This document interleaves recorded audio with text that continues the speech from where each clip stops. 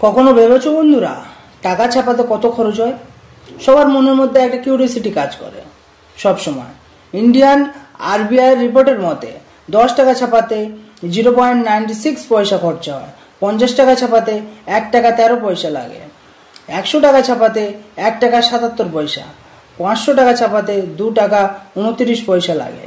Coin বানাতে কত পয়সা খরচা হয়? কয়েন বানাতে আরো বেশি খরচ হয়, কারণ এটা মেটালের তৈরি। 1 টাকা কয়েন বানাতে 1 টাকা 11 পয়সা, অতএব 1 টাকার কয়েন বানাতে ওর থেকে বেশি টাকা খরচ হয়। 5 টাকার কয়েন বানাতে 3 টাকা 69 পয়সা লাগে, 10 টাকার কয়েন বানাতে 5 টাকা 54 পয়সা খরচ হয়। তোমরা ভাবছো যে কয়েন বানাতে এত বেশি টাকা খরচ, তা আরবিআই কেন শুধু নোটই বানায় না? কারণ কয়েন 100 বছর কিছু হবে না, আর নোট প্রতিদিন ইউজ করার ফলে ছিঁড়ে যাবে, ফেটে যাবে, পুরানো হয়ে